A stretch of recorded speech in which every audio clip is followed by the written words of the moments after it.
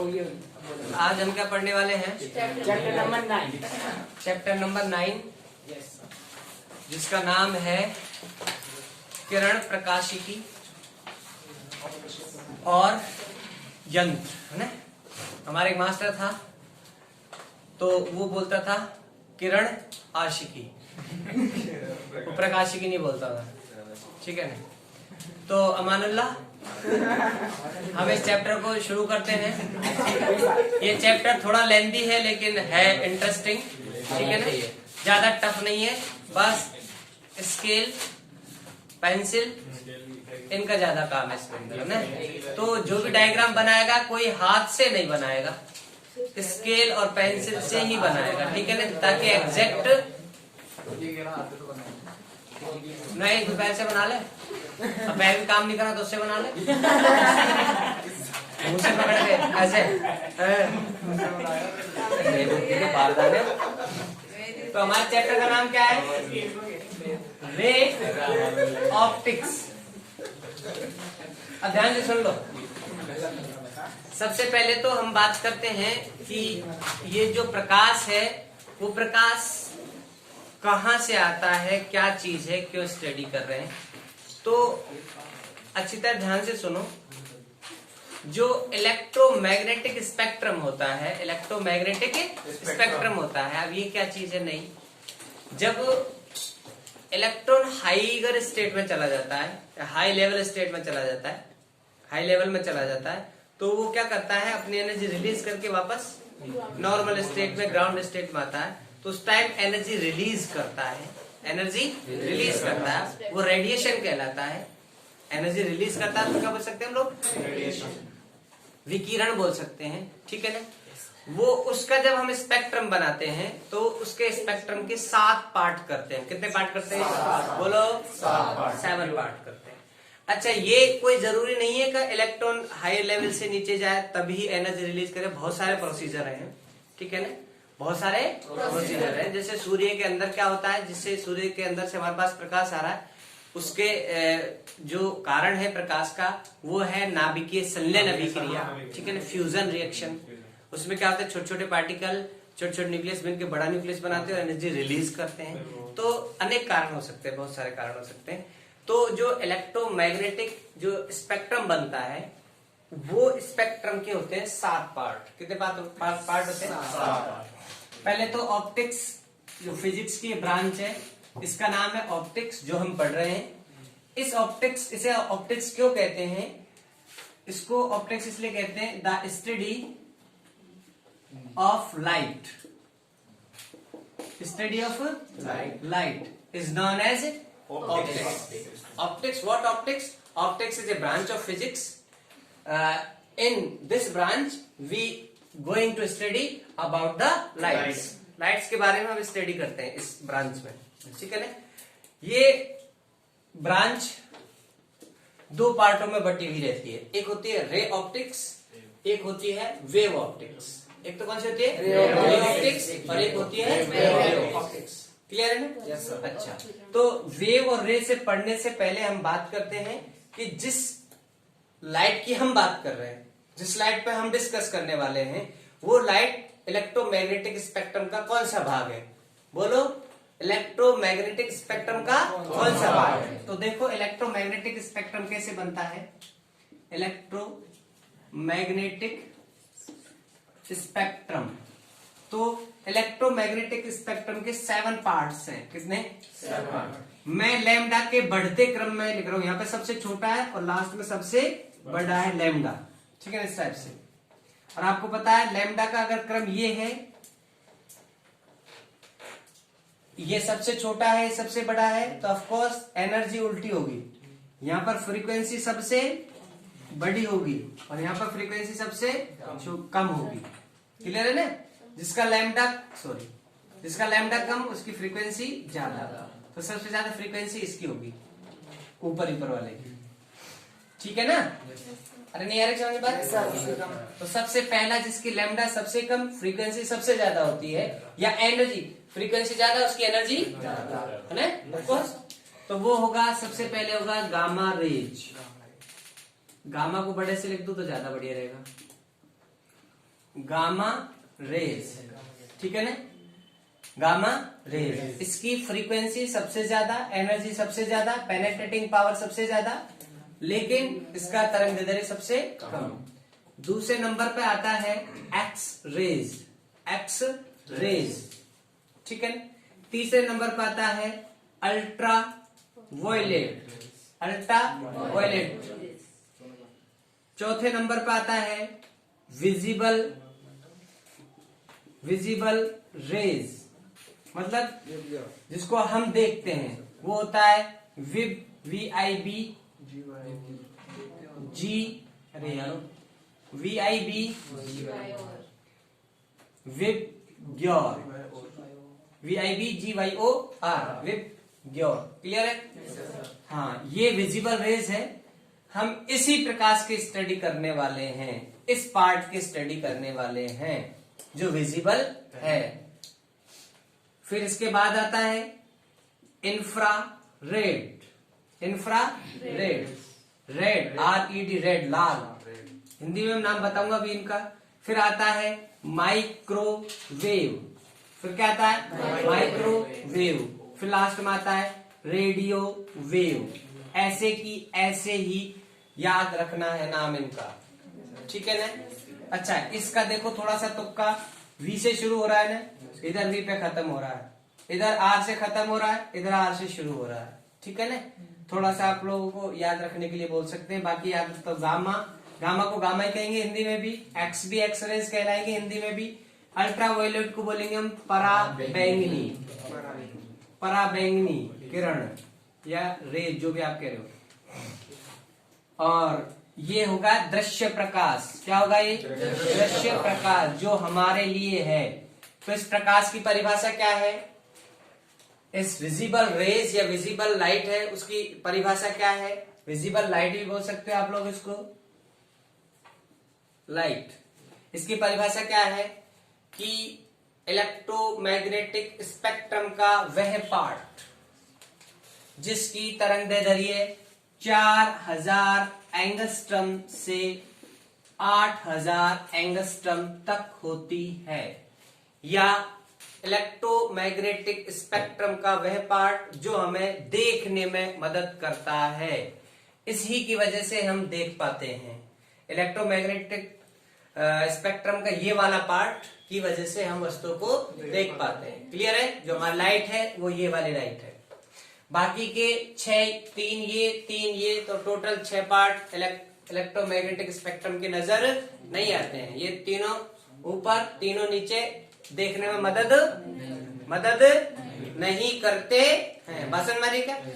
अच्छा, इनकी तरंगदैर्ध्य कम से कम, इसकी तरंगदैर्ध्य याद रखनी है विजिबल रेज की 4000 एंगस्ट्रम से 8000 एंगस्ट्रम, कम से कम ये तो याद रखनी ही पड़ेगी। अच्छा, इंफ्रारेड को बोलते अवरक्त तरंगें। माइक्रो को बोलते सूक्ष्म तरंगें, सूक्ष्म तरंगें। सूक्ष्म सही लिखा हूं क्या मैं? तरंग। कौन सा सपेरा बनवा रहे हो? सूक्ष्म, ठीक है, सही है। बड़ी होगी मात्रा है सूक्ष्म, ठीक है। अब कौन है? रेडियो, तो रेडियो को रेडियो बोलेंगे, ठीक है क्या? ये हुआ हमारा आज का टॉपिक का इंट्रोडक्शन, कि जो पढ़ने वाले हम लोग इस पार्ट को पढ़ने वाले हैं। किसको? विजिबल रेज वाले, ठीक है ना। दृश्य प्रकाश जिसकी तरंगदैर्ध्य होती है 4000 से 8000। इसकी परिभाषा लिखा देता हूं मैं प्रकाश की। तो प्रकाश की परिभाषा क्या है? इलेक्ट्रोमैग्नेटिक स्पेक्ट्रम का वह हिस्सा जिसकी तरंगदैर्ध्य का मान लगभग 4000 एंगस्ट्रम से 8000 एंगस्ट्रम तक होता है तथा क्या करता है? देखने, वस्तुओं को देखने में सहायता, हाँ, वस्तुओं को देखने में मदद करता है। देखने में क्या करता है? मदद करता है। ये हमारी आंख की रेटिना को प्रभावित करता है। आंख की रेटिना को प्रभावित करता है। हाँ, ये है क्या करता है, आंख की रेटिना को क्या करता है, को प्रभावित करता है। ठीक है ना। इसकी क्या खासियत है कि यह सीधी रेखा में चलता है। अभी बताएंगे ये भी सीधा नहीं चलता, लेकिन समझ लो छोटी मोटी रुकावट ये सीधी रेखा में चलता है। बात समझ में आ रही है क्या, बोलो। हाँ, तो हम ये पूरी कहानी इसके अंदर पढ़ने वाले हैं। ठीक है। अब बात करते हैं कि रे ऑप्टिक्स और वे ऑप्टिक्स, जो ऑप्टिक्स की ब्रांच है, उनके बारे में स्टडी। तो you if you want to write down then let us study. Sir laser करने में तो देखा कुछ लेजर इन्हीं में पार्ट है। हाँ, लेजर शुरुआत से ये आगे बढ़ाइए। वैसे ही हुआ है। अच्छा, जो ऑप्टिक्स है, जो फिजिक्स की खुद ब्रांच है, उसके दो पार्ट है ऑप्टिक्स के, ray optics and way optics. हमारे दो चैप्टर्स थे, लेकिन एक चैप्टर रिमूव हो गया। तो ऑप्टिक्स के कितने पार्ट होते हैं, दो पार्ट होते हैं। एक होता है रे ऑप्टिक्स, रे ऑप्टिक्स जिसको हम दूसरा नाम भी बोलते हैं जियोमेट्रिक ऑप्टिक्स, जियोमेट्रिक ऑप्टिक्स। दूसरा होता है वेव ऑप्टिक्स, ठीक है ना, जिसको हिंदी में बोलते हैं तरंग प्रकाशिकी। बारिश हो रही है क्या बेटा, वही भीगना मत, बड़ा ध्यान रखना। अब जो भीग गए तो 5-10 दिन खराब हो जाएंगे। नहीं, अब भीगना नहीं, अगर बारिश हुआ तो रुक जाना है, 5-10 मिनट अम्मी को फोन कर देना। और इसको बोलते हैं किरण प्रकाशिकी। क्या बोलते हैं, किरण प्रकाशिकी। ठीक है ना। जो अब भीग गया ना, है ना, और नजला हो गया ना, तो ये भाई साहब चल रहा है ना, तुरंत आ जाएगा। हाँ, सही बोल रहा हूँ मैं। अगर आप भीग गए ना तुम लोग बारिश में, तो नजला जुकाम खांसी होगी, और ये सिम्टम्स उसी के, है ना। अगर गलती से स्कूल में जांच हो गई तो फिर आप विद आपकी स्कूल बंद है, फिर तो भीगना मत, है ना। ठीक है ना। और ज्यादा कुछ पहना भी करो। मैं तो आज मजबूरी में नहीं पहन के आया, पहना करो। बैठ के धागा। तो देखो, हम ऑप्टिक्स को दो पार्ट में बांट रहे हैं, एक तो रे ऑप्टिक्स और एक वे ऑप्टिक्स। और रे ऑप्टिक्स तो कौन सी होगी जो हम पढ़ेंगे, जब आने वाले प्रकाश की तरंगदैर्ध्य, जो हमें पता है 4000 एंगस्ट्रम से 8000 एंगस्ट्रम है, मतलब बड़ी कम है। एंगस्ट्रम 10⁻⁻10, तो बहुत कम है। जब आने वाले प्रकाश की तरंगदैर्ध्य और जिनसे उसका इंटरेक्शन हो रहा है, जैसे प्रकाश आके मेरे ऊपर पड़ रहा है तो मेरी लंबाई मीटरों में, दरवाजे में होके प्रकाश निकाल, दरवाजे की लंबाई मीटरों में, ठीक है ना। टेबल, कुर्सी, स्टैंड, तुम, मैं, सब मीटरों में। अपने आकार, अपनी आकृति, ठीक है ना, अपना डायमेंशंस मीटरों में। और आने वाले प्रकाश की तरंगदैर्ध्य, तब ये डिफरेंस होता है ना इतना ज्यादा, तो प्रकाश सीधा सीधा चलता है। क्या चलता है प्रकाश? तो ये ब्रांच कहलाती है रे ऑप्टिक्स। समझ रहे मेरी बात को? नहीं समझ रहे? हाँ सर, समझ रहे। जब आने वाली प्रकाश की तरंगदैर्ध्य और जिन पे वो पड़ रहा है, जिनसे इंटरेक्शन कर रहा है, ठीक है ना, उनकी लंबाई या उनके डायमेंशंस या उनकी विमाएं, दोनों में अंतर बहुत ज्यादा, वो एंगस्ट्रम में और ये मीटर में बहुत ज्यादा अंतर हो गया ना, तब प्रकाश सीधा सीधा चलता है, स्ट्रेट लाइन में चलता है। उसको बोलते हैं रे ऑप्टिक्स। वो ब्रांच है, उसको बोलते हैं रे ऑप्टिक्स। तो जब प्रकाश की तरंगदैर्ध्य मतलब लैम्डा, तथा जो लैम्डा किसमें होती है, एंगस्ट्रम है बेटा, तथा वस्तुओं, जिनसे अन्योन क्रिया करता है, अन्योन क्रिया करता है, तो तथा वस्तुओं का आकार किसमें होता है बेटा, मीटर में। किसमें होता है, मीटर में। ज्यादा अंतर हो, ज्यादा अंतर हो, ठीक है ना, वो एंगस्ट्रम और मीटर में, तब प्रकाश कैसे चलता है? सीधा। प्रकाश सीधी रेखा में क्या करता है? गति करता है। इस ऑप्टिक्स को क्या क्या क्या बोलते हैं? रे ऑप्टिक्स, रे ऑप्टिक्स या किरण प्रकाशिकी कहते हैं। प्रकाशिकी कहते, बात समझ आ रही क्या? अब इसमें कौन कौन से, जैसे परावर्तन है, ठीक है ना, परावर्तन हम मिरर लेते हैं ना, मिरर, मिरर मिरर जिसमें आप शक्ल जाके देखते हो, वो मीटर में होता है, आधा मीटर, 5 मीटर, 10 मीटर नहीं होते क्या नाई की दुकानों में, तुम धोबड़ा देखते हो, वो भी खूब अच्छा खासा सेंटीमीटर होता है, ठीक है ना, है ना, प्रिज्म, ठीक है ना, ये साइड के सारे जो इंस्ट्रूमेंट है वो सारे क्या मीटर में होते हैं, सेंटीमीटर में होते हैं, बड़े ही होते हैं, ठीक है ना, ठीक है, टेलीस्कोप, ईटीसी, ये सारे उपकरण किसमें होते हैं? मीटर, ठीक है। तो जब परावर्तन का अध्ययन करते हैं हम लोग तो सीधा सीधा प्रकाश लेते हैं, सीधा सीधा प्रकाश। दूसरा कौन सा? Wave optics. इसमें क्या है कि आने वाला प्रकाश की तरंगदैर्ध्य या जिस स्टडी कर उस प्रकाश की तरंगदैर्ध्य और जिस पर वो आपतित हो रहा है या जिससे हम जिसके साथ हम अध्ययन करना चाह रहे हैं, उन दोनों का डायमेंशन एक जैसा हो। जैसे लुक एट हियर, जैसे यू हैव अपार्चर, जानते हो अपार्चर? अच्छा सुनो, ये देखो, ये मेरे पास ब्लॉक है या कोई प्लेन है, इसमें मैं सुई से छेद कर दूं, सुई से, तो सुई के जो छेद हुआ है सुई से, उसका जो आकार है और इसकी तरंगदैर्ध्य में ज्यादा अंतर नहीं है, इसकी तरंगदैर्ध्य नैनोमीटर में, ये भी कुछ माइक्रो या मिली या इसमें ही होगा या नैनो में होगा, समझ रहे हो क्या? अरे वो आकार मीटर में थोड़ी है, अरे बोल ही नहीं। अब इसकी तरंगदैर्ध्य और इसका आकार सेम जैसा है। अब जो स्टडी करेंगे उसमें विवर्तन, व्यतिकरण विवर्तन इस टाइप के होंगे, उसमें प्रकाश फैलेगा और पूरी घटनाएं करेगा, ठीक है ना। तब जब वस्तु और प्रकाश की तरंगदैर्ध्य का आकार लगभग समान हो तो क्या होता है?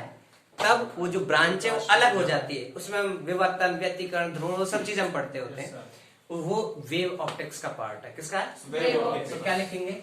लिखा दो,